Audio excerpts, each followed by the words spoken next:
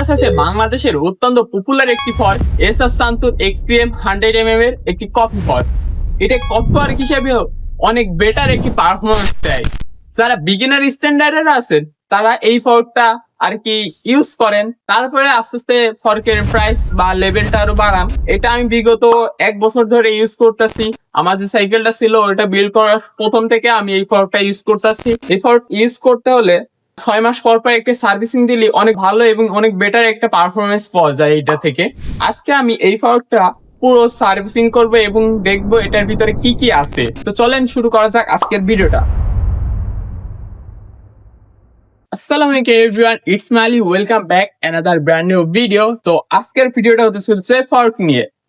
তো আজকের এই ফর্কটা আমি সার্ভিসিং করবো। এটা আমার সাইকেলের ফর্ক। প্রথমে আমাদের সাইকেল থেকে ফর্কটা খুলে নিতে হবে।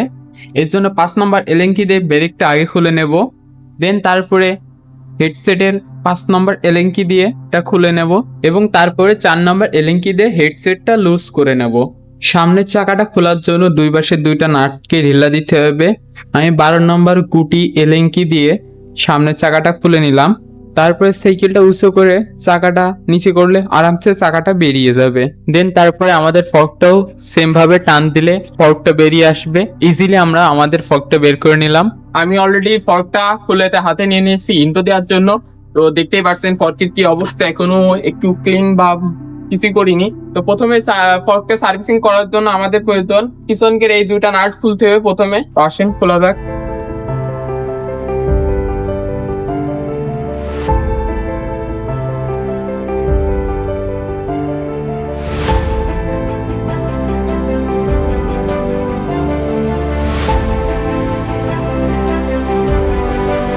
আমাদের ফর্কটা রিপেয়ার করার জন্য প্রথমে এই দুটো নাট খুলতে হবে। এই দুটো নাট খোলার জন্য আপনারা সেলাই রেঞ্চ ইউজ করতে পারেন, অথবা আমার কাছে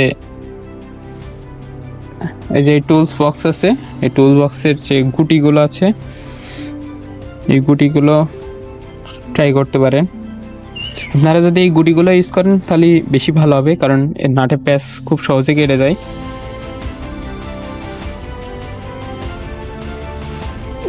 এটা টান দিলে আস্তে করে খুলে যাবে। তো এই ফর্কগুলোর ভিতর তেমন কিছুই থাকে না, শুধু জাস্ট স্প্রিং থাকে আর এই। তো এটা আমার ফর্কের ভিতর থেকে অনেক শব্দ ছিল যখন সাইকেলটা টান দিই, তখন আর কি অনেক শব্দ হওয়ার কারণ। দেখেন গাইস ফর্কটার অবস্থা কি, আমি অনেকদিন হলো সার্ভিসিং করা না করার কারণে।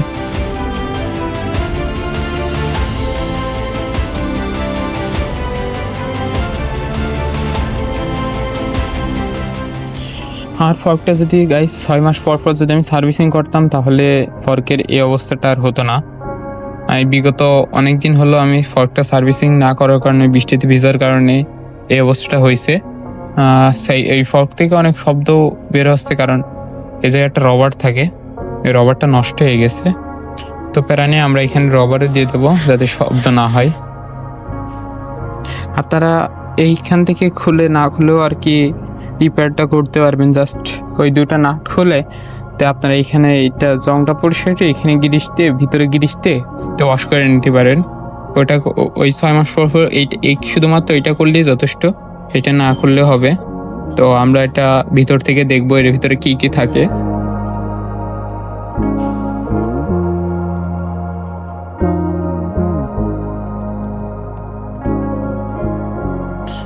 তো এটা হচ্ছে লক, এটার ভিতরে প্রচুর পরিমাণে জং।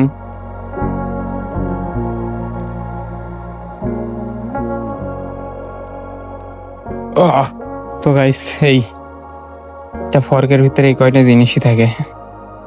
ফর্কটা খোলা হয়ে গেলে এটা ভালোভাবে পরিষ্কার করে নিতে হবে। ফর্কটি পুরো খোলা হয়ে গেলে আপনাদের লাগবে সিরিজ কাগজ। ফর্কের পাইপটা ভালোভাবে সিরিজ কাগজ দিয়ে ঘষে জংটা উঠানোর পরে আপনারা ফর্কের ভিতরে কোনো ন্যাকড়া দিয়ে আর কি আমি যেভাবে করতেছি সেমভাবে আর কি পরিষ্কার করে নেবেন। তারপরে এর ভিতরে যে উপরে ওয়াশারটা আছে ওয়াশারটা বের করবেন, তার ভিতরে একটা আছে। এই দুইটা জিনিস বের করলে এইটা ফুল ফাঁকা হয়ে যায়। দেন এটাতে ভালোভাবে ক্লিন করে এটাতে গিরিশ দিতে হবে। ফর্কের মূলত এটা কি ক্ষয় হয়ে যাওয়ার কারণে ফর্কগুলো আর কি গজে যায় আর পাইপগুলো জং ধরার কারণে আর কি ফর্কটা গজে যায়। ভালোভাবে গ্রিসটা লাগিয়ে নিতে হবে যাতে ফর্কটা স্মুথলি কাজ করে।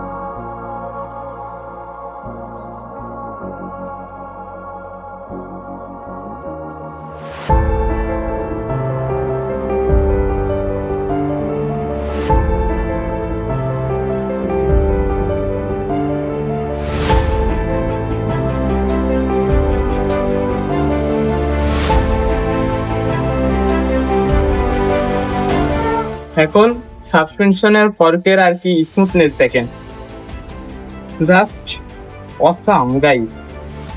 ফর্ক ওয়াশ করার পর পরে একদম নিউ হয়ে যায়।